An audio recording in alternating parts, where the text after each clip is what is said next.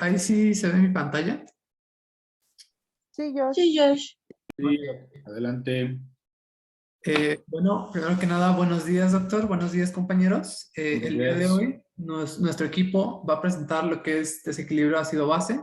Y pues básicamente nuestro equipo está conformado por Galicia Juárez Eunice, Osuna Santello Astrid y un servidor, Trinidad Villa Joshua.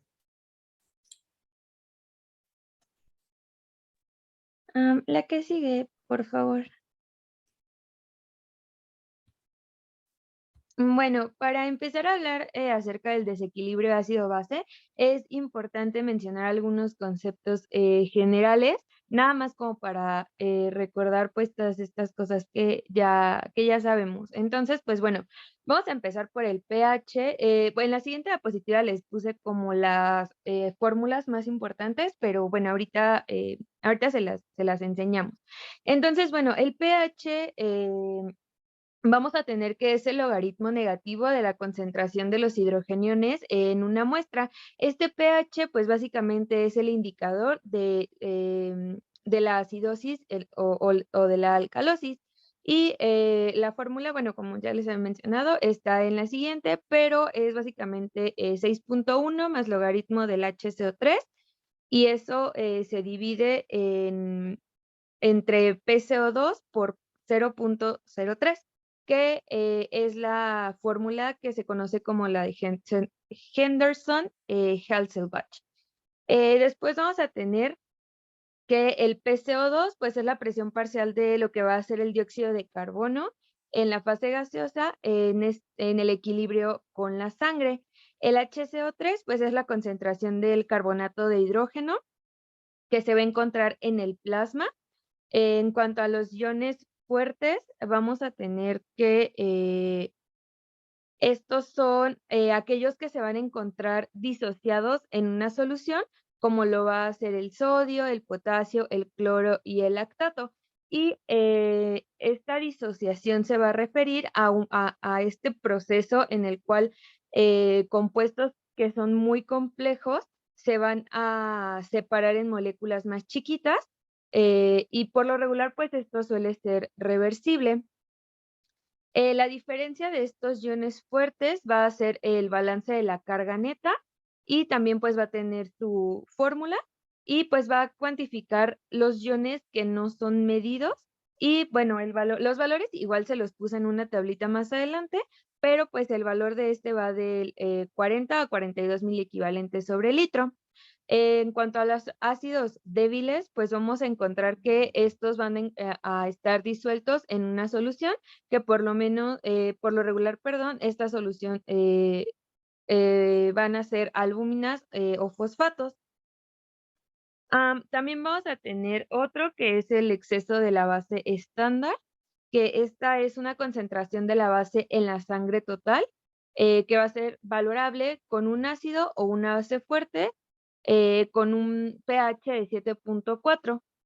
Y bueno, es importante, bueno, se me estaba pasando uno que es importante también, que es el anión gap o el hiato aniónico, que estos son aniones no medidos, que por lo regular son proteínas, fosfatos o sulfatos, y este igual va a tener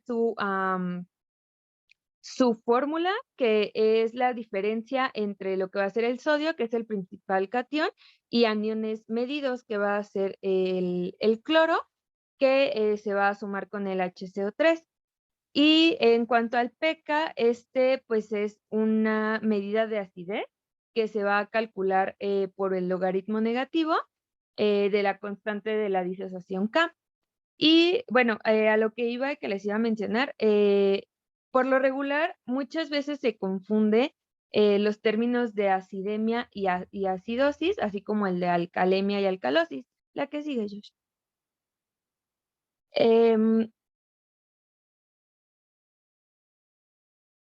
Bueno, esa era la de las formulitas que les decía. La que sigue, por favor. Y bueno, esto era lo que les explicaba, que hay como una diferencia.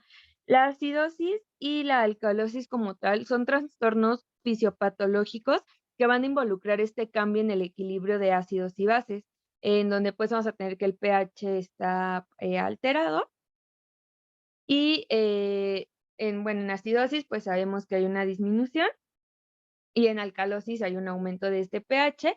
Y básicamente, cuando no hay un control o una compensación, mejor dicho, de esta acidosis y alcalosis, es cuando ya se va a producir como tal, pues la acidemia y la alcalemia, que pues va a ser ya el aumento del pH en alcalemia mayor a 7.45. Esto pues es debido a la disminución del PCO2 o como tal pues al aumento del bicarbonato. Y la acidemia vamos a tener que es la disminución del pH en menos de 7.35. Y esto pues va a ser producto de la elevación del PCO2 o la disminución pues ya de lo que va a ser el bicarbonato. La que sigue, por favor. Y bueno, estos son los valores normales que vamos a tener. El pH pues va a estar entre 7.31 y 7.37.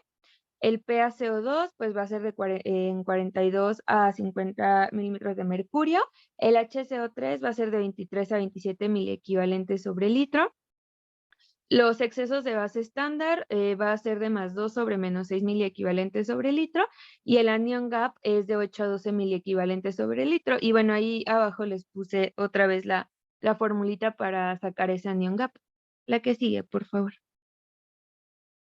Y bueno, esto es básicamente como un resumen de lo que les vamos a explicar más adelante, de cómo vamos a encontrar los distintos trastornos que va a ser acidosis y alcalosis, tanto respiratoria como metabólica, y cómo se va a encontrar el pH, el PCO2, el HCO3 y pues sus fórmulas de compensación, pero vamos a hablar más de todas estas de manera específica. La que sigue, por favor. Buenos días. Entrando a los sistemas primarios de regulación ácido-base, tenemos dos grandes grupos, unos que son los químicos y otros son los fisiológicos. Dentro de los químicos tenemos a los buffers, también conocidos como tapones, y estos van a tener la ventaja de que pueden ser inmediatos una vez que empieza la acción de estos tapones. Y la ventaja que tienen es que son reversibles, ya que van a ser reacciones de doble desplazamiento. Esto quiere decir que los reactivos pueden ser productos y los productos reactivos, o sea que va y viene la fórmula que les voy a presentar en la siguiente. Y dentro de los fisiológicos tenemos a los pulmones y a los riñones, que ahorita vamos a entrar un poquito más a detalle. Otra, por favor. En los buffers vamos a tener que el principal, el que más importancia tiene en nuestro cuerpo, pues es el bicarbonato. Regularmente no se creería que este es el más efectivo, ya que por cada 20 dióxidos de carbono vamos a tener solamente un bicarbonato. Entonces es como poco creíble que sea tan efectivo. Otra desventaja que se podría ver, pero en realidad no lo limita, es el pK, que como lo mencionó mi compañera Astrid, pues es prácticamente, parafraseando muchísimo, la manera en la que pueden reaccionar estos buffers en determinado pH. O sea que el bicarbonato tendría una función muy eficiente a un pH de 6.1. Entonces esto como que también es raro, pero es muy, muy efectivo el bicarbonato. También tiene la ventaja de que va a tener a los dos sistemas de regulación fisiológicos, tanto los pulmones como los riñones, de apoyo para poder regular el ácido base. Y bueno, también esta es prácticamente la ecuación de Henderson-Hasselbalch que mencionó mi compañera Astrid hace un momento, que prácticamente nos dice que del bicarbonato y el agua vamos a obtener ácido carbónico, y el ácido carbónico a su vez se puede disociar en hidrógeno y en bicarbonato. Esto es prácticamente cómo va a funcionar nuestro cuerpo y ahorita lo vamos a ir viendo con las siguientes diapositivas. El bicarbonato también es el principal, ya que va a regular el ácido base del líquido extracelular. Los otros dos grupos que nos quedan de los buffers van a ser el fosfato y las proteínas. Respecto al fosfato, se va a concentrar muchísimo en los túbulos renales. Esto le va a dar una ventaja, ya que como este es igual un sistema de regulación, pues le va a ofrecer ciertas ventajas al riñón igual para poder regular. El pK al que funciona es de 6.8, entonces es más próximo a nuestro pH normal en sangre. Y lo que va a estar interactuando de un lado y del otro va a ser el ácido fosfórico y el fosfato de hidrógeno. Ahorita lo vamos a volver a ver en riñón. Y el otro que tenemos son las proteínas, que tienen un pK muchísimo más cercano al pH normal de la sangre, porque se trata de la hemoglobina, que es el más grande representante de estos buffers. El 60-70% de todas las amortiguaciones que tenemos en el cuerpo son en el líquido intracelular, pero la desventaja que tienen es que empiezan a accionarse ya a las horas de que hay un desequilibrio. Las que reaccionan más rápido son principalmente los pulmones. Pasamos a la siguiente, por favor. Hablando ya un poquito más sobre los pulmones, pues este va a ser el que regule el ácido base por medio de la frecuencia respiratoria. Puede aumentarla o disminuirla dependiendo del pH en el que se encuentre la sangre. Si, por ejemplo, el pH fuera muy bajo, es decir, que estuviéramos en una acidosis, los pulmones son capaces de aumentar la frecuencia respiratoria de 4 a 5 veces la normal, es decir, que podemos llegar hasta 60 respiraciones por minuto. Obviamente, al aumentar la frecuencia respiratoria, pues se va a eliminar una mayor cantidad de dióxido de carbono y por lo tanto va a disminuir su presión en una gasometría. Por ejemplo, lo normal son 40 milímetros de mercurio, pero puede esto aumentar o disminuir dependiendo de en qué situación se encuentre el cuerpo. Claramente el dióxido de carbono no es un ácido, sin embargo, en esta ecuación, que es la que les presenté y la que les dije que vamos a estar viendo en estas diapositivas, pues funciona a manera de ácido porque va a ser el que pues disminuya o eleve más bien el pH en caso de una acidosis, como les mencionaba. Los pulmones por sí solos son muy efectivos, ya que tienen varias ventajas. Entre estas es que pueden responder a los 3 o 12 minutos de que hay un desequilibrio ácido-base, y la efectividad es de un 50 a un 75% una vez que se modifica la ventilación en el cuerpo, ya que puede, por ejemplo, en una acidosis aumentar de 7.0 a 7.2 o 7.3 el pH del cuerpo, por sí solo sin necesidad de los buffers. Y si juntáramos todos los buffers, los pulmones todavía son 2 veces más efectivos que las reacciones químicas. Pero claro, hay algunas patologías en las que puede disminuir esta efectividad que tienen los pulmones, como por ejemplo en el enfisema grave. Y funciona por medio de un feedback negativo, ya que cuando hay un aumento en los iones hidrógeno, va a aumentar la ventilación o la frecuencia respiratoria y esto va a disminuir la presión de dióxido de carbono, que aquí es cuando se empieza a inhibir todo este circuito, por eso es negativo. El siguiente, por favor. Tenemos entonces ya los riñones, que estos son muchísimo más lentos que los pulmones, ya que si recordamos, bueno, lo vamos a ver un poquito más adelante, son los que responden después de que los pulmones ya están tratando de regular el equilibrio ácido-base. Este va a tener dos funciones principales, que va a ser la secreción de hidrógeno y la reabsorción de bicarbonato. Prácticamente la relación de absorción-secreción va a ser de 1 a 1. Ahorita lo vamos a ver en estos gráficos que tenemos, pero también recordando la ecuación de Henderson-Hasselbalch, pues lo que obtenemos del dióxido de carbono y del agua es hidrógeno y bicarbonato. Por eso es como 1 a 1. La cantidad que regularmente secreta de hidrógenos los riñones por litro de orina son 440,000 miliequivalentes. Es una cantidad increíble. Y por esto necesita varios sistemas para poder eliminar toda esta cantidad. Tenemos prácticamente 5 sistemas, porque el primero es el transporte activo primario. Este va a estar principalmente en el túbulo contorneado distal y en el túbulo colector, encargado por las células intercaladas, pero la limitante que va a tener este sistema es el pH que debe de mantener la orina, porque como sabemos, pues el hidrógeno es lo que generaría muchísima acidosis. Entonces si los liberara los 440,000 miliequivalentes sueltos, es decir, solos los aniones, pues generaría muchos problemas. Entonces lo único que puede sacar de hidrógenos tal cual solitos es 0.03 miliequivalentes por litro de orina. Es una nimiedad, ¿no? Entonces necesita más cosas para poder secretarlo. En cuanto a la reabsorción del dióxido de carbono, tenemos que, la reabsorción de bicarbonato, disculpen, el 80-90% se da en el túbulo contorneado proximal, que creo que no se puede apreciar muy bien en la imagen que puse, pero pues prácticamente es en la primera porción. Y en la porción gruesa ascendente del asa de Henle, vamos a tener que solamente es el 10% de la reabsorción. El resto en el túbulo contorneado, pues ya es prácticamente insignificante y ya no tiene tanta relevancia. Otra, por favor. Entonces aquí tenemos los otros sistemas que les mencioné para la secreción de hidrógeno. Aquí primero centrémonos por favor en la imagen derecha, la más grande, que tenemos aquí la ecuación de Henderson-Hasselbalch ya expresada en algo un poquito más fisiológico, ¿no? Tenemos que, por favor, si me puedes ayudar, Joshua, con el apuntador, entre el dióxido de carbono a las células tubulares, como podemos ver, puede entrar o salir, pero vamos a centrarnos en que entra.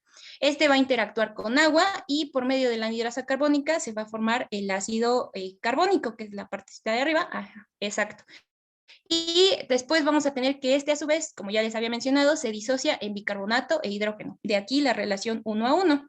El bicarbonato se vuelve a reabsorber hacia el líquido intersticial y el hidrógeno es el que se va a ir hacia la luz tubular, es decir, hacia la orina. Prácticamente podríamos centrar esta imagen en el túbulo contorneado proximal, ya que se va a estar aprovechando todo el bicarbonato que se encuentra en la orina. Entonces el bicarbonato nuevamente se va a unir con el hidrógeno que ya se había secretado, hacen otra vez el ácido fosfórico, se disocian en dióxido de carbono y en agua, vuelve a entrar el dióxido de carbono en las células tubulares y esto se vuelve prácticamente un circuito que se aprovecha todo, hasta que se aproveche todo el bicarbonato que hay en la luz tubular. Luego, ahora sí, si podemos, por favor, centrarnos en las tres imágenes de la izquierda, comenzando por la superior. Tenemos diferentes amortiguadores. Los más importantes son el fosfato y el amoníaco. El de arriba, pues, es el fosfato, ya que tenemos, espero que puedas seguirme, Joshua, en la luz tubular hasta arriba, el NaHPO, que es el monofosfato de sodio, se va a unir con los hidrógenos que se están secretando a la luz y entonces vamos a obtener el difosfato de sodio, que este se va a liberar a la orina y va a ayudar también a la secreción de hidrógeno, como les mencionaba. Luego, en la imagen del medio, tenemos a la glutamina.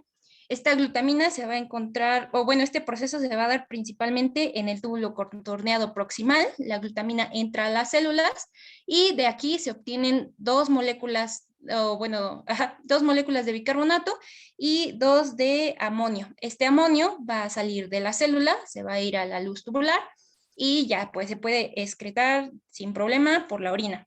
Luego, en la imagen inferior que tenemos, esta va a ser en el túbulo colector principalmente. Tenemos al amoníaco, que es el NH3, que tenemos dentro de la célula. Este se va a ir hacia la orina junto con el hidrógeno y se unen finalmente para formar el amonio. Este también pues, es igual que el producto anterior y pues se libera por la orina.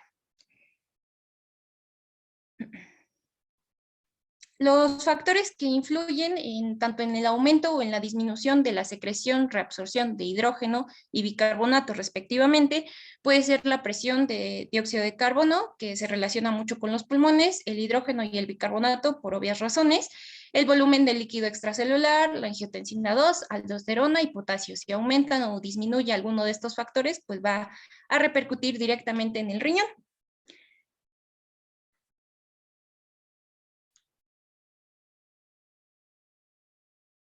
¿Le puedes pasar, Joshua, por favor?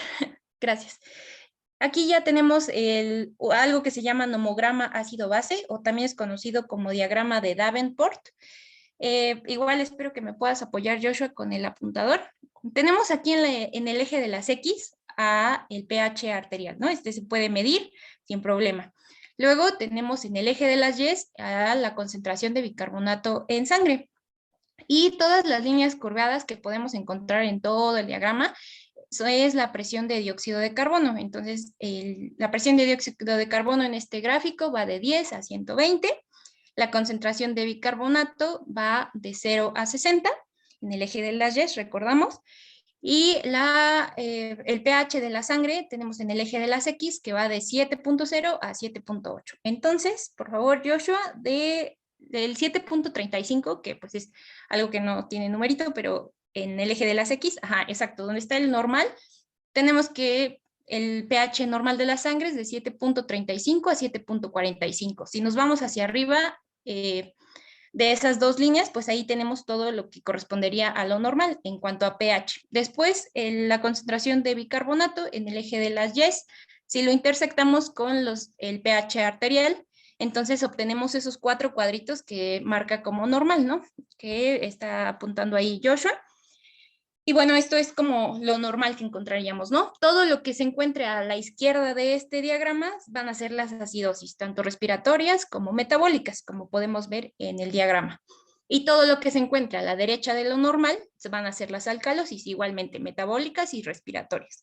Entonces, lo que nos ofrece o lo que nos da de ventaja y nos ayuda a esquematizar un poco estas patologías o estos trastornos es que, por ejemplo, todo lo que esté sombreado, es decir, todo lo que está en azul o gris, como lo quieran ver, estos son trastornos puramente primarios o sencillos. Una vez que se salen de estas sombras, es decir, toda la parte blanca de la gráfica, van a considerarse como trastornos mixtos. Por poner un ejemplo, en la alcalosis mixta podríamos tener un pH, por ejemplo, de 7.7, supongamos, y el bicarbonato, que se da en concentraciones elevadas, por ejemplo, tendríamos más o menos unos 46 miliequivalentes, nanomoles, perdón. Entonces, espero me puedas apoyar, Joshua, del 7.7 hasta arriba cuando choque con la curva de los 40 de presión de dióxido de carbono, un poquito más abajo, un poquito más, otro, ahí se encontraría más o menos la alcalosis mixta. Entonces, si nos damos cuenta, al tratarse de un trastorno que ya no es sencillo o primario, se encuentra fuera de la sombra de este nomograma. Es como una forma sencilla de ejemplificar todos los trastornos que tenemos y que vamos a desarrollar en la clase. La siguiente, por favor.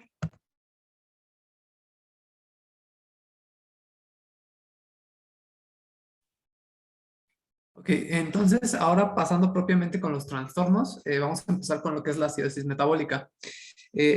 Básicamente se define por un aumento en la concentración plasmática de lo que son los hidrogeniones, dándonos un pH menor a 7.35, una disminución del bicarbonato y como respuesta compensatoria también tenemos una disminución del dióxido de carbono. Esta respuesta compensatoria la vamos a ver reflejada como una hiperventilación y se dice también que por cada el PCO2 va a bajar 1 milímetro de mercurio. Esa es la respuesta compensatoria que se espera normalmente, o también se puede decir que el dióxido de carbono puede aumentar a 1.2 milímetros de mercurio. Dentro de la patogénesis, bueno, esta va a ser muy variada y tenemos 3 mecanismos principales.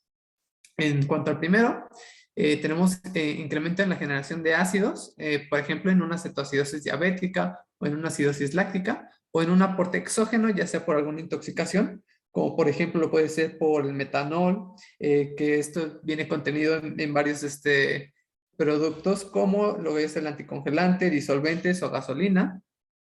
También puede ser una intoxicación por salicilatos. En el caso de pérdida de bicarbonato, esta puede ser tanto gastrointestinal o renal, como por ejemplo en el caso de diarrea, o también puede ser en el caso de fístulas enterocutáneas. Y por último, también tenemos disminución de la excreción renal de ácidos y generalmente esto lo vemos reflejado más en pacientes que tengan insuficiencia renal por algún motivo.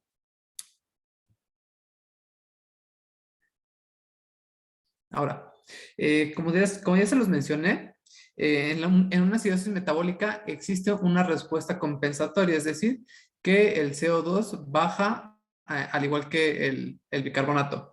Sin embargo, en lo que nos tenemos que fijar es si esta respuesta compensatoria es la esperada o es la adecuada para el trastorno, ya que de otra manera podríamos estar hablando de un trastorno mixto. Y para apoyarnos tenemos a la fórmula de Winter, que básicamente nos mide el dióxido de carbono esperado y la fórmula dice que se tiene que multiplicar el bicarbonato por 1.5 más 8 y el resultado sumarlo y restarlo por 2. Pero bueno, así a grosso modo Esto puede ser, esta fórmula puede ser algo confusa, por lo que les traigo un ejemplo. En este caso, imaginemos que nuestro paciente presenta un pH de 7.25, es decir, hay algún proceso de acidemia. Si nosotros nos fijamos en el bicarbonato, vamos a ver que este está disminuido, ya que tiene 16 miliequivalentes sobre litro. Entonces, hasta aquí podríamos intuir que se trata de una acidosis metabólica. Sin embargo, si nosotros nos fijamos en el dióxido de carbono, este va a estar en un valor de 40 milímetros de mercurio. Por lo tanto, si nosotros nos fijamos, se encuentra en valores normales, es decir, que no ha disminuido. Entonces, tenemos que ver si el trastorno es netamente puro o si hay algún trastorno asociado. Entonces, realizando el despeje, tenemos que 16 por 1.5 más 8 nos da un valor de 32, pero este valor le tenemos que sumar 2, así como también le tenemos que restar 2 para sacar un rango normal, que en este caso sería de 30 a 34. Ese básicamente sería el dióxido de carbono esperado para, básicamente esa es la compensación adecuada para este tipo de trastorno con los datos que ya tenemos. Sin embargo, si recordamos, el dióxido de carbono que tenemos aquí es de 40, por lo tanto está por arriba del valor esperado. Si esto sucede, entonces estamos ante una acidosis respiratoria, además de la acidosis metabólica que ya teníamos. Y por regla general, tenemos que el dióxido de carbono, si es mayor a lo esperado, esto nos va a indicar una acidosis respiratoria. Y si tenemos un dióxido de carbono inferior a lo que se espera, entonces estaremos hablando de una alcalosis respiratoria aunado a la acidosis metabólica propiamente. Y bueno, para clasificar a estas acidosis metabólicas tenemos que conocer un poquito más sobre el anión GAP, que ya lo mencionó mi compañera Astrid, pero vamos a adentrarnos un poquito más. El anión GAP también es conocido como hiato aniónico o como brecha osmolar, y pues prácticamente va a ser esta diferencia entre los cationes y los aniones no medibles. Los cationes, dentro de los cationes, el que más vamos a tener como representante va a ser el sodio, aproximadamente unos 142 de manera ideal. Y dentro de los aniones vamos a tener al cloro y al bicarbonato. El cloro, idealmente para este ejemplo y de manera normal, tenemos que es de 108 miliequivalentes más o menos, y el bicarbonato de 24, como ya se los hemos estado mencionando. Entonces, si sumamos al cloro y al bicarbonato y al sodio le restamos esta suma, nos va a dar un total de 10 en promedio. Pero hay unas bibliografías que dicen que es de 8 a 12, que también ya lo habíamos comentado. Y en algunas otras bibliografías marca que es de 10 más menos 5. La diferencia que hay, bueno, vamos a dejarlo que es de 8 a 12. Entonces, en las acidosis vamos a tener los que tienen anión GAP elevado y anión GAP normal. Las de anión GAP elevado vamos a tener que también son conocidas como normoclorémicas, ya que esta elevación del anión GAP es por una acumulación de ácidos no medibles. ¿Qué quiere decir? Si podemos alcanzar a ver la gráfica de la derecha, tenemos que está el sodio de color rosita, y de color naranja tenemos al cloro, de color amarillo tenemos al bicarbonato. En este caso, el bicarbonato disminuye. Entonces, los aniones que sí podemos medir, que es el cloro y el bicarbonato, nos hacen que la resta sea mayor entre lo positivo y lo negativo, porque hay algunos otros ácidos que no podemos medir, como por ejemplo sería el lactato, que ahorita vamos a checar que es una de las patologías. Ese lactato va a estar compensando lo negativo y lo positivo, pero como no lo podemos medir, entonces por la fórmula que tenemos va a haber un número mayor de anión, bueno, la resta pues es un número mayor en el anión GAP, disculpen. Y bueno, en cuanto al anión GAP normal, estos también son conocidas como hiperclorémicas. Igualmente en la gráfica de la derecha, otra vez tenemos al sodio en rosita, en naranja el cloro y en amarillo el bicarbonato. Pero en este caso, en la disminución del bicarbonato por tratar de hacer una compensación de los aniones, el cloro va a aumentar. Como aumenta el cloro, va a compensar pues esta disminución del bicarbonato, y cuando hacemos esta formulita para obtener al anión GAP, se obtiene el mismo resultado que si estuviera normal, por así decirlo, pero la realidad es que aumentó el cloro. Entonces pasamos a la siguiente diapositiva, por favor.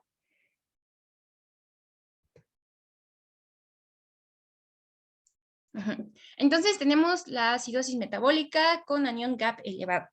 En esta tenemos a la cetoacidosis, que la principal es la cetoacidosis diabética, de manera general en todas las causas que tenemos para esta acidosis, pero también tenemos al etilismo y al ayuno prolongado. Sin embargo, estos no van a generar una patología tan severa como lo generaría la cetoacidosis diabética. Otra es el lactato, que ya les venía mencionando, que es uno de los aniones que va a aumentar, va a estar por arriba de 4 miliequivalentes por litro, principalmente cuando hay una acidosis láctica. Esta puede ser anaerobia o aerobia. La anaerobia principalmente por shock, por sepsis o por hipotensión, y la aeróbica por hiperglucemia, por convulsiones, insuficiencia hepática y salicilatos. También tenemos las intoxicaciones, igual por salicilatos o por metanol. La rhabdomiólisis, que esta va a ser una destrucción pues, del músculo, que va a liberar muchísimos aniones, que esto es justamente lo que nos va a generar la acidosis, y a la larga pues va a generar un deterioro de la función renal. Luego tenemos a la insuficiencia renal asociada a las nefropatías avanzadas, y pues esto es la incapacidad que tiene el riñón de liberar los iones hidrógeno, como lo vimos en diapositivas anteriores que ya les había explicado. Otra, por favor. Y tenemos a la acidosis metabólica con anión GAP normal, en donde la principal es pérdida gastrointestinal y dentro de estas la principal es la diarrea.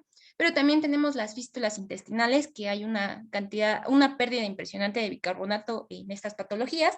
También tenemos el tratamiento con colestiramina y tenemos las pérdidas renales propiamente dichas del bicarbonato. Tenemos 4 tipos y estas principalmente es en acidosis tubular renal. Entonces el tipo 1, que también es conocido como distal, va a ser por un déficit de la secreción de hidrogeniones.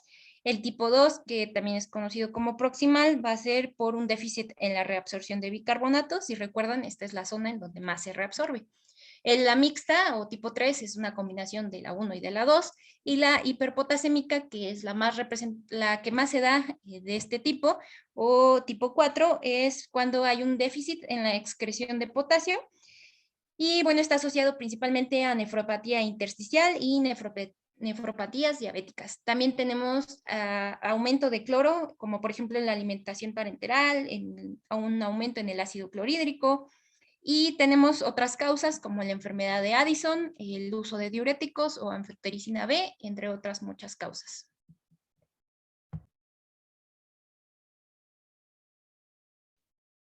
Ok, ahora pasando al cuadro clínico. Bueno, primero tenemos que considerar que los signos y síntomas van a estar asociados al proceso causal, es decir, a la patología de base. Sin embargo, pueden existir ciertos, digamos, signos que pueden estar presentes en una acidosis metabólica. En este caso, como ya lo habíamos mencionado, en la respuesta compensatoria vamos a tener hiperventilación, pero también esto también se puede traducir como disnea e hiperpnea, y un dato de mucha alarma, básicamente va a ser la respiración de Kussmaul, o también conocida como respiración acidótica. Esta básicamente es una respiración rápida, profunda y forzada, por lo tanto es un dato de alarma de que el paciente se está complicando. Por otra parte, se dice que en un pH inferior a 7.20 empiezan a ser más evidentes los signos cardiovasculares, como por ejemplo las arritmias ventriculares, estados de hipotensión o también disminución de la contractilidad cardíaca. Puede haber trastornos en cuanto a la conciencia, esto traducido como cefalea, convulsiones y coma, dependiendo del estado de gravedad del paciente.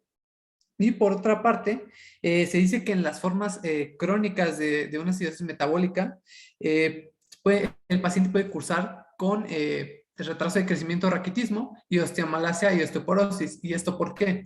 Bueno, porque básicamente hay una liberación de calcio y fosfato como un proceso de amortiguación para el exceso de hidrogeniones que el paciente está teniendo en ese momento. Ahora, Pasando al diagnóstico, bueno, primero tenemos que basarnos en la historia clínica. Es decir, tenemos que ver el padecimiento base o la patología principal que desencadenó la acidosis metabólica propiamente. En cuanto al examen físico, pues aquí podemos tener signos y síntomas, como ya se los había mencionado, la hipernea, hipotensión, coma. Sin embargo, también pueden existir datos inespecíficos, como por ejemplo la taquicardia, diaforesis, dolor abdominal, etc. Algo muy importante aquí también va a ser la gasometría arterial, ya que se dice que este va a ser, digamos, el estándar de oro para buscar o para nosotros corroborar anormalidades en el intercambio gaseoso y en los desequilibrios ácido-base.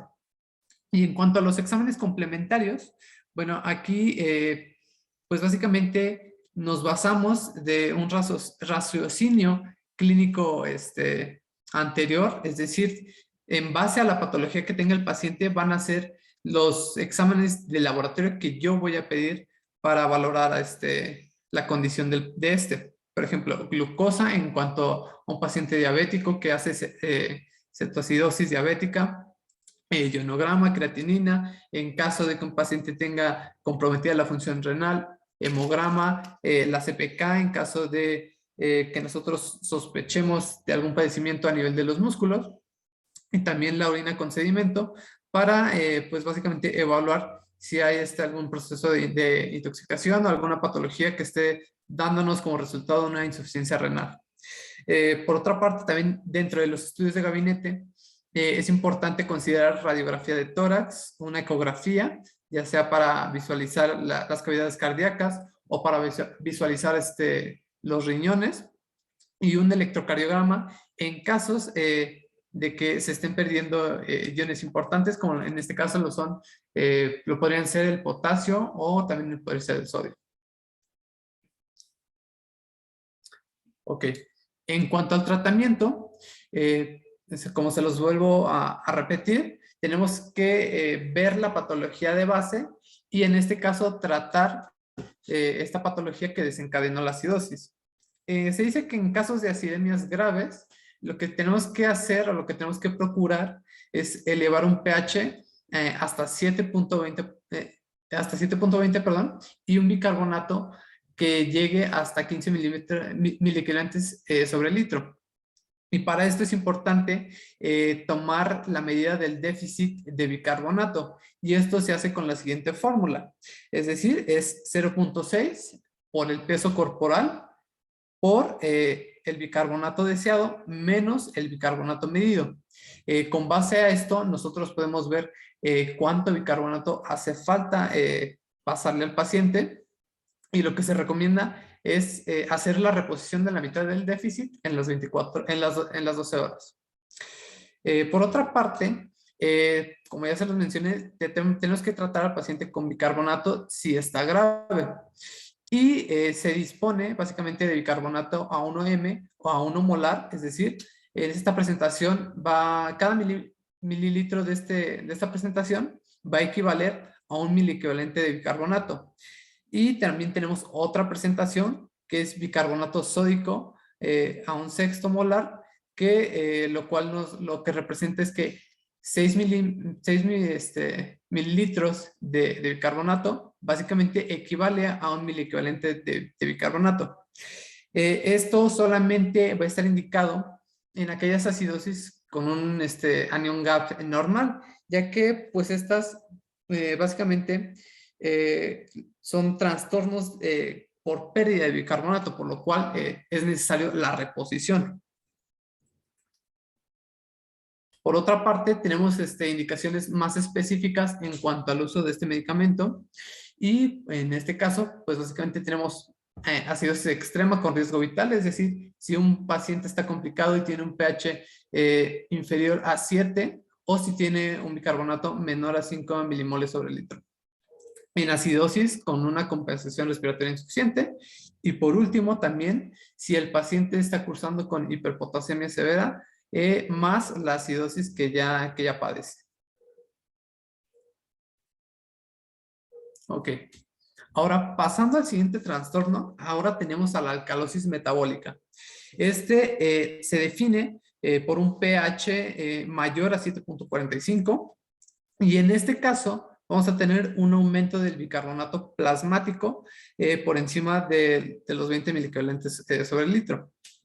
En este caso, la respuesta compensatoria va a ser un aumento en las concentraciones del CO2. Por lo tanto, vamos a tener una depresión de la ventilación alveolar, lo que se va a traducir como una hipoventilación compensatoria. En este caso, la respuesta compensatoria se va a incrementar 0.7 milímetros de mercurio de CO2 por cada miliequivalente de elevación en la concentración de bicarbonato. Y de igual forma tenemos que evaluar si es un trastorno ya sea puro o si es mixto con la concentración del CO2 esperada. Y en este caso la fórmula cambia. Es el bicarbonato por 0.7 más 21 más menos 2. Ok. En cuanto a la patogénesis, se da por 3 mecanismos principales. El primero va a ser un aumento en las concentraciones de bicarbonato. Y básicamente puede estar dado ya sea por pérdida de hidrogeniones, por un movimiento de los hidrogeniones hacia el interior de la célula o por una administración excesiva de bicarbonato.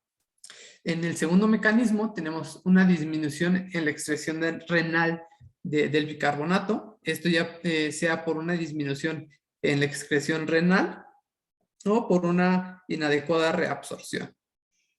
En este caso, tenemos que considerar que si el paciente cursa con este mecanismo de alcalosis, lo importante es que estos trastornos vienen acompañados generalmente por depleción efectiva del volumen, disminución del cloruro o del cloro, y también pueden cursar con hipocalemia.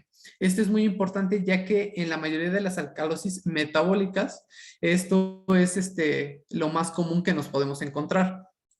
Por otra parte, tenemos a un mecanismo un poquito más, digamos, raro, que va a ser la secreción excesiva de aldosterona, que propiamente lo podemos encontrar ya sea en patologías endocrinas o en alguna patología en donde haya exacerbación o tengamos más cantidad de los mineralocorticoides. En este caso, si recordamos, la aldosterona lo que hace es que estimula la secreción de hidrogeniones y de potasio y favorece la reabsorción de sodio en las porciones distales de la nefrona. Sin embargo, si nosotros tenemos un exceso de aldosterona, va a promover la pérdida de hidrogeniones, va a promover que exista una alcalosis metabólica y también va a predisponer al sujeto a que pueda presentar hipocalemia. Se dice que la depresión grave de potasio se va a acompañar de una alcalosis moderada y estas generalmente pueden ser tratadas con KCl. Ahora, si nosotros dividimos a los procesos de alcalosis metabólica, la etiología básicamente nos dice que se dividen en dos. Va a ser las salinos sensibles y las salino resistentes. En este caso, las salinos sensibles, la característica que tiene es que vamos a tener una depleción de volumen con un cloro urinario menor a 20 milimoles sobre el litro. Y básicamente esto se da por pérdidas de ácido por causa ya sea renal o gastrointestinal. En este caso, lo más común puede ser por diuréticos de asa o tiacídicos, puede ser por drenaje nasogástrico, por diarrea, por vómito, o inclusive en aquellos pacientes que usan laxantes de manera excesiva. Por otra parte, también el bicarbonato mal empleado puede ocasionarnos una alcalosis metabólica y otros mecanismos en cuanto a la etiología salinosensible viene siendo el aporte de múltiples transfusiones y también el aporte de lactato gluconato. Ahora, pasando a la etiología de las alcalosis metabólicas salino-resistentes, aquí básicamente pasamos al terreno de básicamente de los mineralocorticoides y de aquellos alcalosis metabólicas que no responden tan fácil a la solución salina. En este caso lo podemos dividir en dos. Los normotensos, que en este listado podemos incluir a los que usan diuréticos, a los que padecen de hipopotasemia severa o aquellos pacientes que tienen una patología endocrina que los condiciona a una hipercalcemia o un hipoparatiroidismo. Y en el caso de los hipertensos, aquí podemos enlistar a los que tienen aldosterona normal o baja, que básicamente son los pacientes que tienen síndrome de Cushing, o los que tienen aldosterona alta, que en este caso viene siendo un hiperaldosteronismo primario. Ok. Pasando al cuadro clínico, bueno, pues este básicamente va a depender de la disminución de potasio y de cloro más la enfermedad base. Pero generalmente se dice que las alcalosis metabólicas clínicamente se van a caracterizar ya sea por respiraciones lentas y superficiales y por otros síntomas inespecíficos. En este caso tenemos a la depresión de volumen, hipopotasemia, que se puede manifestar como debilidad o hileo paralítico, la hipocalcemia, produciendo unas taquiarritmias y tetania. Aquí es importante recordar que en el caso de las hipocalemias, es necesario o siempre se recomienda pedir un electrocardiograma, básicamente para evaluar la condición del paciente. En estos casos, en el electrocardiograma, lo más común en la hipocalemia es encontrar depresión del segmento ST, prolongaciones del intervalo QT, más también podemos encontrar ondas T bajas. Por otra parte, en cuanto al diagnóstico propiamente, en lo primero que nos tenemos que basar es en la gasometría. Esta básicamente nos va a decir si tenemos un desequilibrio ácido-base, ya sea puro o si es mixto.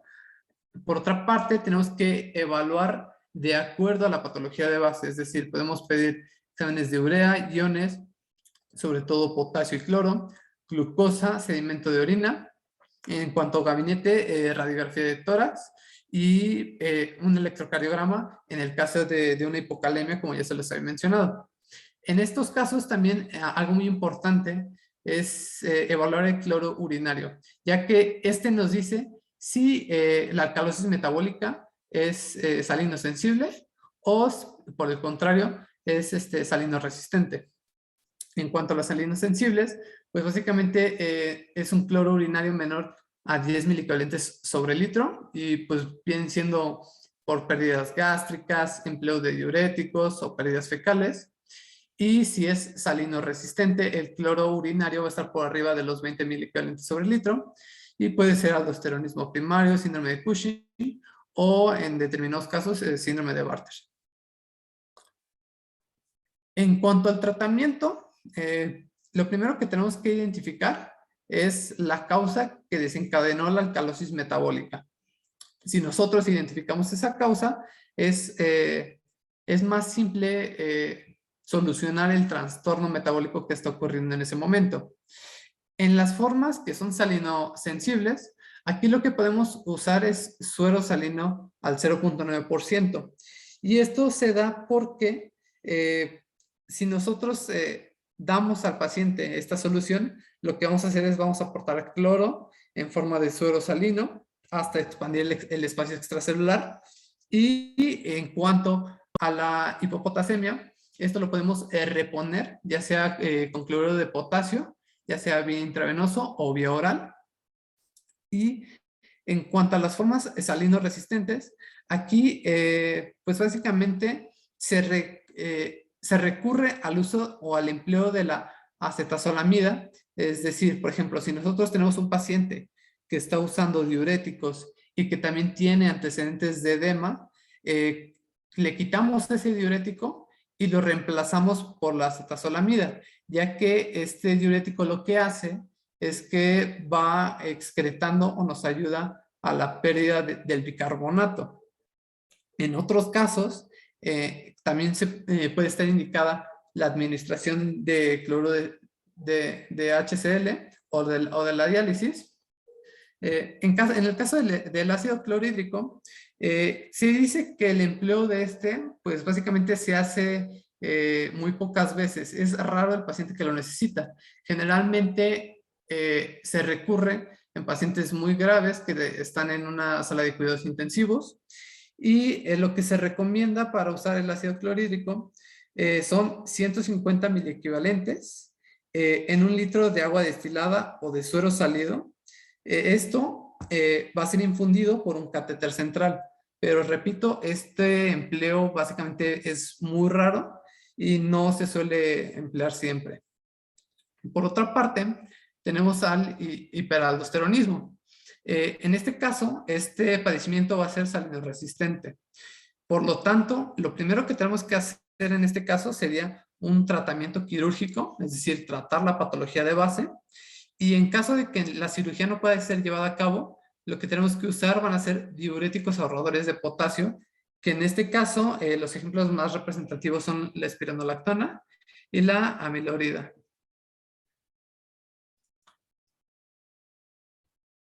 Y bueno, ya vamos a pasar al tema de acidosis y alcalosis respiratoria. Y bueno, vamos a tener que la acidosis respiratoria es un trastorno que va a estar caracterizado por lo que va a ser la elevación del PaCO2. También va a haber una hipoventilación alveolar y aparte, pues el pH que va a estar disminuido. El pH pues se va a encontrar en menos de 7.35 y el PCO2 pues va a estar mayor a 32. Vamos a encontrar que pues por la disminución de la ventilación alveolar se va a presentar la hipercapnia y bueno, en cuanto a los mecanismos compensatorios, vamos a tener que va a haber un incremento de la concentración del HCO3 y lo vamos a encontrar como tal tanto a la acidosis como a la alcalosis respiratoria la vamos a encontrar en dos formas, en su forma aguda y en su forma crónica, que un poquito más adelante les voy a explicar más como sobre eso, pero en cuanto a estos mecanismos compensatorios, pues vamos a tener en la forma aguda el taponamiento celular, que este va a ocurrir de minutos a horas, y este taponamiento pues va a ser por proteínas y por hemoglobina, a pesar de que su tiempo es muy reducido comparándolo, a la secreción renal, pues a veces resulta ser poco eficaz. Y lo que va a pasar es que la concentración plasmática del bicarbonato va a subir 1 miliequivalente por litro por cada 10 milímetros de mercurio que sube la PaCO2.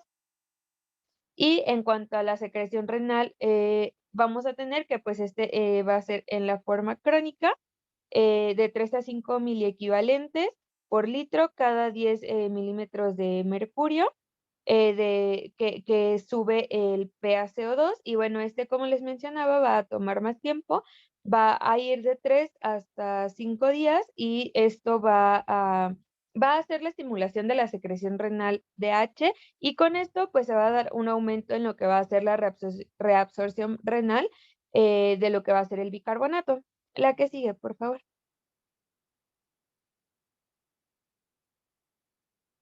Y bueno, esto era lo que les mencionaba que vamos a tener dos tipos, la aguda y la crónica. En la aguda vamos a tener, tanto en la aguda como en la crónica, pues vamos a tener que el PaCO2 va a ser superior a 45 milímetros de mercurio. En el pH y en el HCO3 es donde vemos como las diferencias.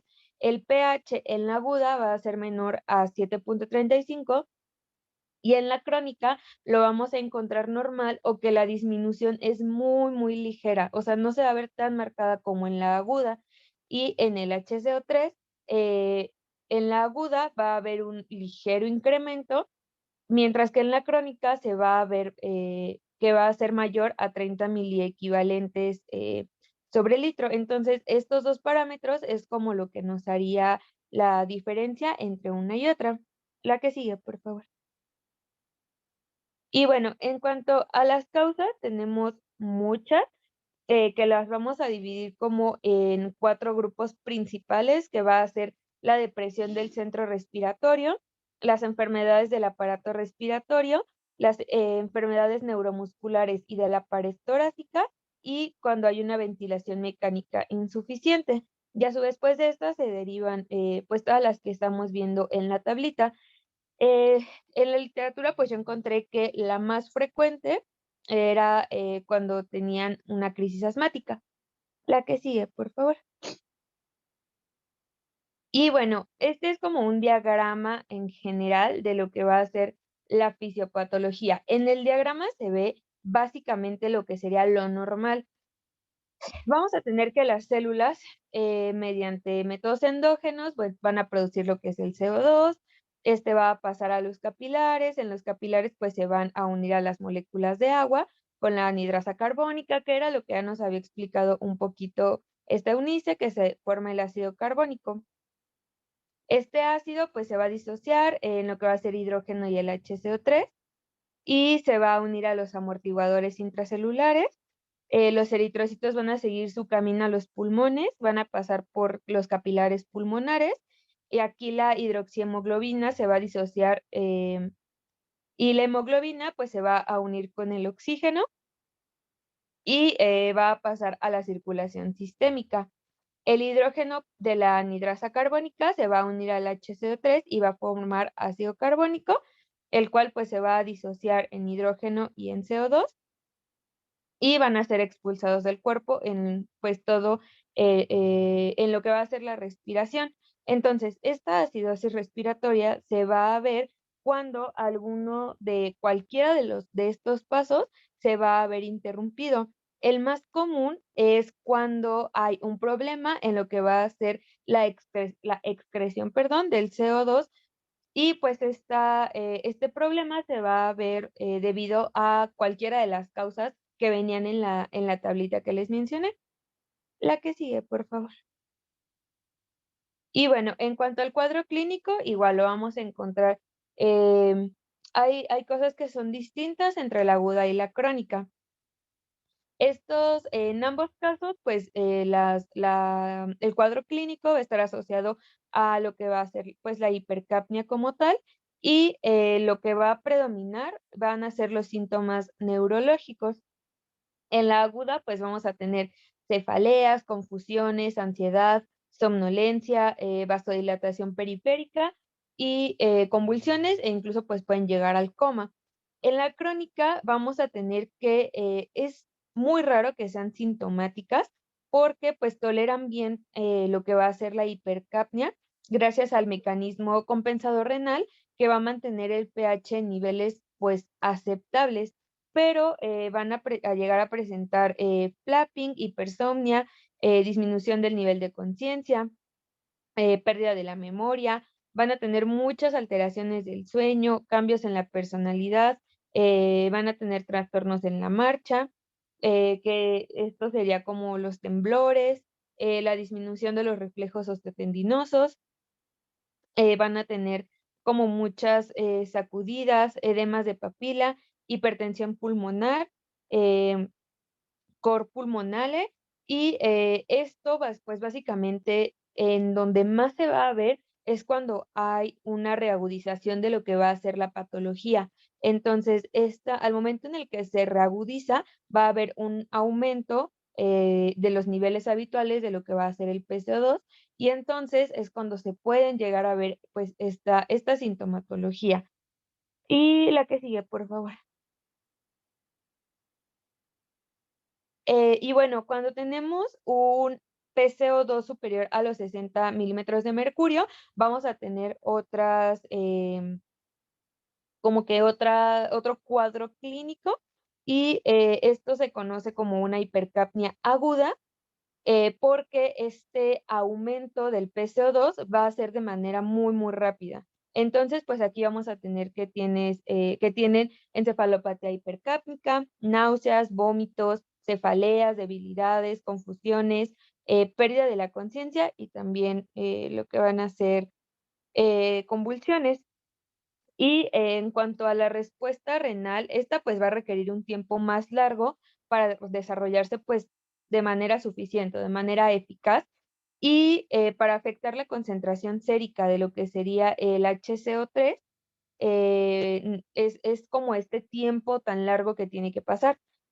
La acidosis respiratoria, perdón, aguda cuando el PaCO2 es de 90 milímetros de mercurio, la concentración del HCO3 no va a superar los 30 miliequivalentes por litro y los cambios o este como daño que se puede llegar a encontrar va a ser de 12 hasta 24 horas de hipercapnia, pero como tal, pues los efectos totales van a pasar de 3 hasta 5 días. La que sigue, por favor. Y bueno, en cuanto al diagnóstico, pues vamos a tener la historia clínica, hemograma, pruebas de glucosa, de urea, de los iones, una radiografía de tórax para ver cómo están los pulmones y para hacer también diagnósticos diferenciales, un ecocardiograma y la gasometría arterial, que sería como lo más importante, que bueno, aquí es donde vamos a encontrar la hipercapnia y la elevación de lo que va a ser el bicarbonato. Y en cuanto a los tratamientos, pues vamos a tener que lo principal es dar una terapia causal, ver cuál es la razón por la que se está dando esta acidosis y pues tratarla. La administración del oxígeno, que esta tiene que ser a un flujo que no vaya a empeorar la hipercapnia y que asegure que el PA2, PaO2, perdón, esté superior a los 60 milímetros de mercurio y pues que sea una ventilación alveolar eficaz. Puede que sea necesaria una ventilación mecánica y pues aumentar únicamente el aporte de oxígeno va a favorecer más la depresión del centro respiratorio, por lo que pues también se tienen que agregar otras terapias, que sería pues la farmacoterapia broncodilatadora, perdón, la ventilación mecánica. La corrección de la hipercapnia nos daría o nos puede producir una alcalosis metabólica, que pues esto se corrige con lo que también Josh pues ya nos había mencionado. Igual, como ya nos había mencionado, pues el bicarbonato solo se va a utilizar en casos como muy específicos, que serían cuando hay acidosis metabólica, una parada cardiorrespiratoria o un pH menor a 7. Las dosis que yo encontré es una dosis inicial en adultos de 2 a 5 milimoles por kilo en perfusión de 4 a 8 horas y en pediátricos es de 1 miliequivalente por kilo por vía intravenosa que se aplica con una inyección de manera muy lenta. Bueno, con una jeringa, perdón, de manera muy lenta. Se tiene que evitar la nutrición alto en carbohidratos y siempre mantenerlos muy bien hidratados y con que el aire esté humidificado. La que sigue, por favor. Y esto es como una tablita que resume básicamente todo lo que ya les había mencionado con las compensaciones y cuáles serían como los resultados. La que sigue. Y bueno, en alcalosis respiratoria vamos a tener que esto va a haber una disminución del PaCO2. Esta disminución va a estar dada por una hiperventilación. Va a haber una disminución de la concentración plasmática del bicarbonato, que esta es básicamente la respuesta compensadora y una tendencia a la elevación del pH. El pH, pues lo vamos a tener que es superior a 7.45 y el PCO2, que es menor a 28 milímetros de mercurio.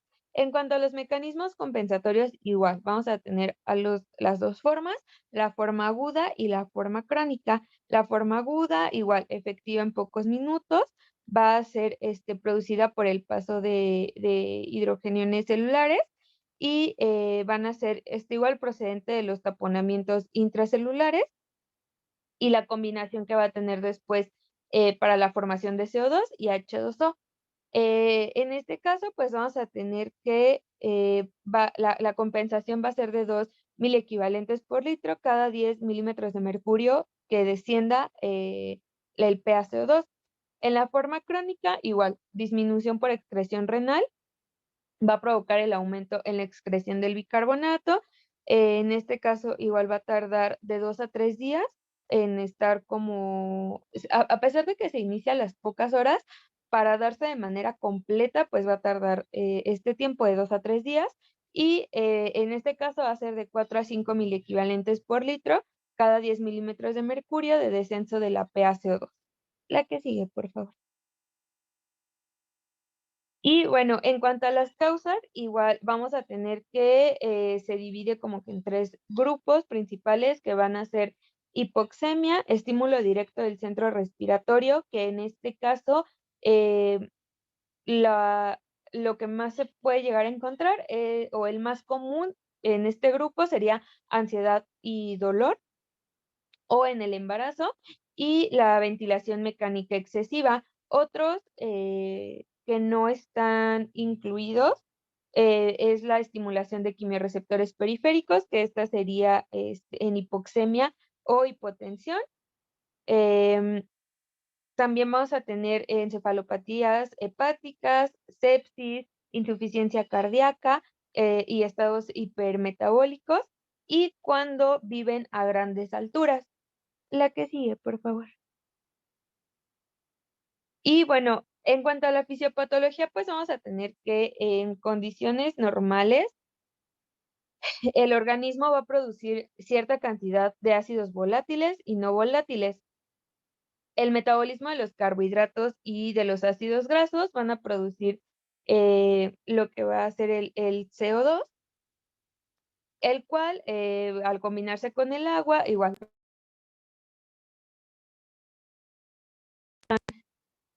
va a producir el ácido carbónico y los pulmones van a excretar la fracción volátil de CO2, lo que va a prevenir la aparición de lo que va a ser la acidosis respiratoria.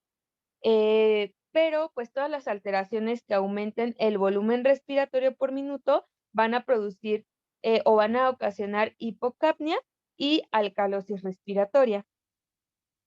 Entonces, los efectos de esta hipocapnia van a producir que haya un incremento del pH intracelular y la glucólisis. Y en cuanto a otras alteraciones pues, fisiológicas que se pudiesen llegar a encontrar, se van a relacionar con las modificaciones de P50, que esta es la presión parcial del oxígeno, al cual 50% de la hemoglobina se satura de oxígeno. Entonces, también vamos a encontrar como problemas en esta parte. Y la que sigue, por favor. Y vamos a tener que el cuadro clínico va a depender de la hiperexcitabilidad de lo que va a ser el sistema nervioso central y el sistema nervioso periférico. De igual manera, es más, todo el cuadro clínico va a ser como más llamativo en lo que va a ser las formas agudas. Vamos a tener que van a presentar mareos, deterioros del nivel de conciencia, parestesias, calambres y espasmos carpopedales, que es la imagen que está abajo a la derecha. Y la sintomatología va a aparecer en situaciones agudas en las que el riñoncito no ha tenido tiempo de compensar el pH y pues se va a asociar también a esta irritabilidad de ambos sistemas nerviosos, del central y del periférico. Vamos a tener que también pueden presentar arritmias supraventriculares y ventriculares. Y en pacientes agudos, bueno, era lo que ya les había mencionado, incluyendo taquicardias, taquipneas, arritmias y síncope. Y hay pacientes que cursan por un trastorno, por un síndrome, perdón, que es el síndrome de hiperventilación, en donde pues van a sufrir cefaleas, disnea, dolor torácico y también van a tener como síntomas emocionales. La que sigue, por favor. Bueno, esta es una imagen de también lo que ya les había mencionado de la sintomatología. La que sigue. Y bueno, en cuanto al diagnóstico, pues igual vamos a tener historia clínica, la presencia de taquipnea, hemogramas, radiografía de tórax y la gasometría arterial, que pues sería la más importante, en donde vamos a ver hipocapnia, disminución del bicarbonato, el pH que esté elevado, y se va en varios artículos se menciona que se sigue insistiendo en en este cálculo de la coherencia del descenso del bicarbonato, que esto es más para establecer el carácter agudo o crónico en el que esté cursando, o también para determinar si el trastorno pues es mixto. También se va a encontrar la hipofosfatemia, que va de 1 a 2.5 miligramos sobre decilitro, que esto pues indica la entrada rápida del fosfato a la célula y que está incrementando la glucólisis por esta misma alcalosis. Y pues esta hipofosfatemia como tal no requiere un tratamiento. El tratamiento como tal ya de este trastorno va a ser igual. El tratamiento causal, hay que ver por qué se está dando esto y tratarlo. Ante sintomatología llamativa, hay que, en formas agudas, se utiliza una reinhalación del aire expirado en una bolsa cerrada, que es como se ve en la imagen, y pues esto con el objetivo de que se aumente el PaCO2, y que pues con esto el flujo sanguíneo cerebral se vea, vaya mejorando.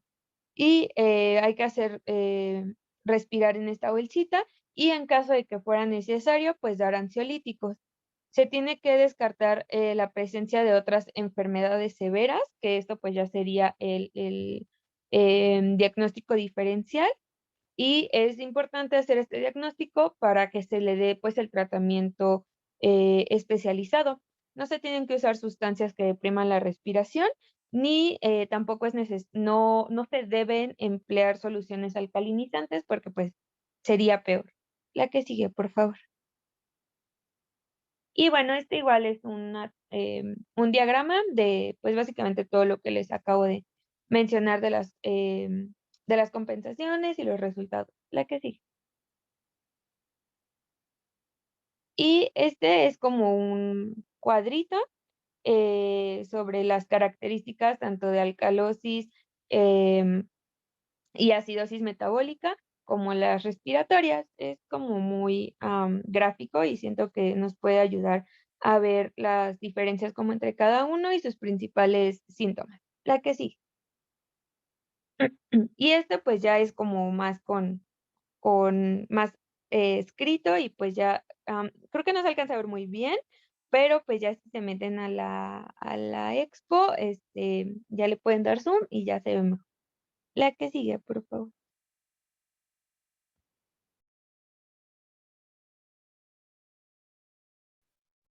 Ok, ya por último tenemos a los trastornos mixtos. Un trastorno mixto, pues básicamente se dice que son dos o más alteraciones simples del equilibrio ácido-base. Y generalmente estos trastornos mixtos se dan en aquellos pacientes que están hospitalizados o en aquellos pacientes que requieren de cuidados críticos. Por ejemplo, en un paciente con parada cardíaca, sepsis, uno con edema pulmonar, uno que padece de intoxicación, o inclusive en aquellos que llegan a padecer de un fracaso multiorgánico, pues es común que se lleguen a encontrar este tipo de trastornos. Empezando, o más bien, algo que les mencionaba hace rato era el conocimiento de la compensación que se está llevando a cabo de determinados trastornos. Es decir, que si nosotros conocemos la respuesta compensatoria esperada, podemos definir si un paciente tiene un trastorno único o si este puede ser mixto. Por ejemplo, podemos sospechar de un trastorno mixto cuando no se produce la respuesta compensatoria esperada o, por ejemplo, si la respuesta compensatoria es insuficiente o es extrema. Empezando con la acidosis respiratoria más la alcalosis metabólica, básicamente nos habla de un bicarbonato y de un dióxido de carbono elevados, y en este caso, como hay alcalosis, si se llegan a encontrar estos dos padecimientos, la hipoventilación puede empeorar el cuadro. Y, por ejemplo, en este caso, el ejemplo que marcaba la literatura era un paciente con EPOC, que además está siendo manejado con diuréticos de asa y corticoides. Por lo tanto, pues todo esto desencadenó este trastorno mixto.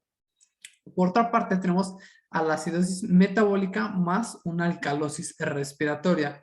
Este básicamente es la contraparte y en este caso, tanto el bicarbonato como el dióxido de carbono van a estar disminuidos y pues esto puede ser por una hiperventilación secundaria de hipoxemia, EPOC o alteraciones del sistema nervioso.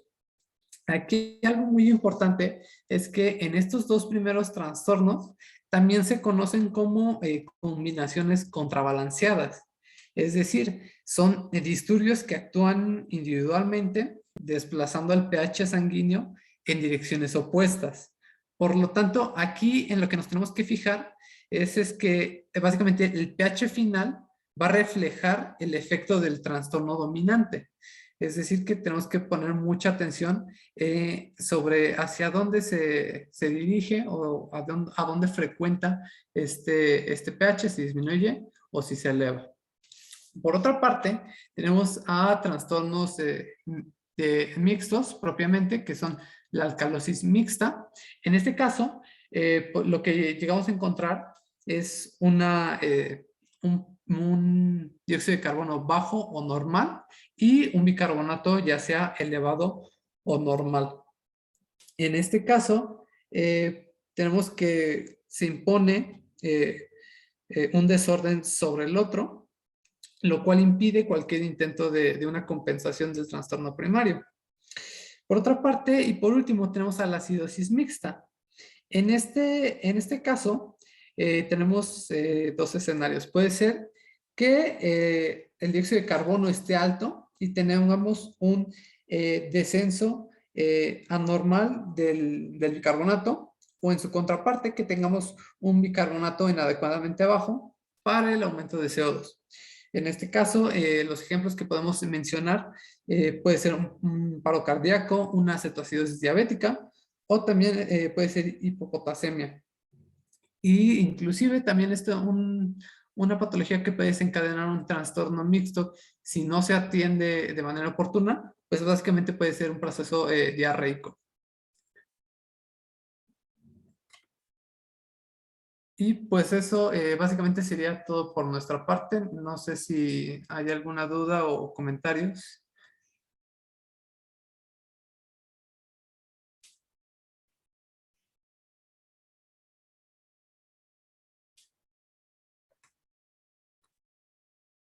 No. Creo que no, Josh. Ok. Hola, buenos. ¿Alguna duda que tengan, doctores?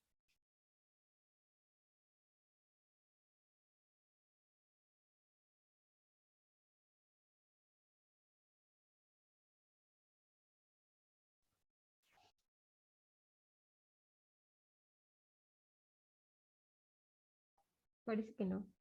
Creo que no. Seguro.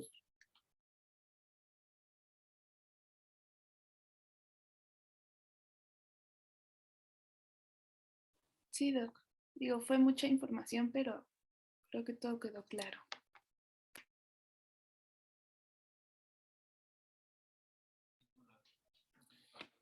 Bueno, encendemos las cámaras, por favor.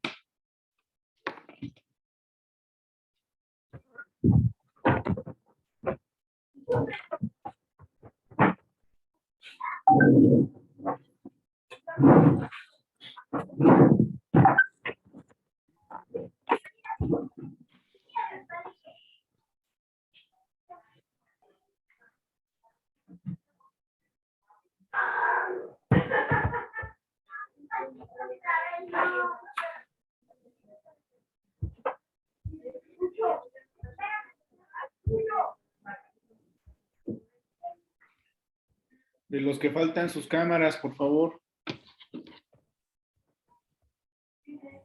Doc, la mía no funciona. Bueno, estoy en una conferencia. Ok, muy bien. Valeria, Astrid.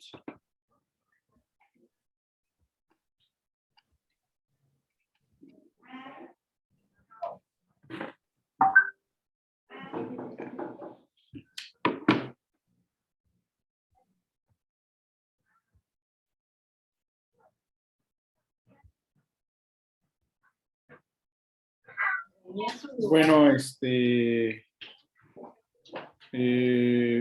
los desequilibrios ácidos bases y el desequilibrio alcalosis metabólica y todo, recuerden una cosa.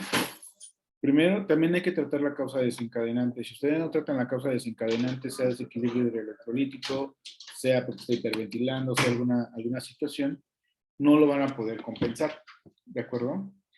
Recuerden que siempre hay una causa que nos está llevando a que llegue a pasar esta situación.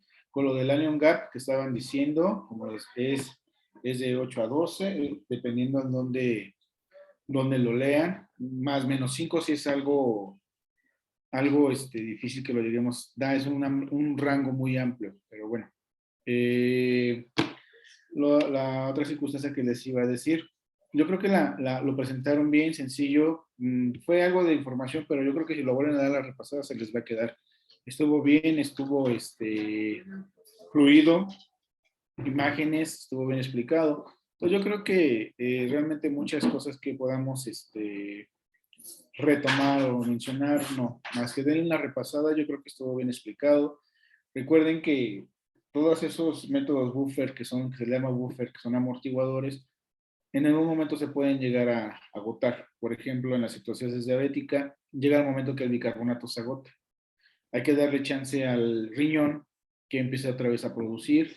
¿Cómo? Pues con líquidos, con otras cosas, rompiendo lo que le está llevando a este desequilibrio ácido-base. Entonces, si no tienen ninguna duda, ¿sale? Pues yo creo que por aquí lo detenemos y estuvo bien la clase. Me gustó que así tienen que ser didácticas, ¿sí? Entre más figuras y esquemas nos expliquen, yo creo que se nos va a quedar un poquito más. ¿De acuerdo? De todas maneras, vamos a ir viendo trastornos en los cuales hay desequilibrios ácido-base, hay desequilibrio hidroelectrolítico y las cuales nos pueden llevar como repercusión. ¿De acuerdo? Recuerden que siempre que hay un desequilibrio ácido-base, es porque la célula está sufriendo. ¿A qué me refiero? Se está deshidratando la célula, está perdiendo hidrogeniones o está produciendo más hidrogeniones, etc. Entonces, esta clase la vamos a ir retomando y vamos a ir mencionando los trastornos cuando sean necesarios en cada tipo de enfermedad que vayamos viendo, ¿sale?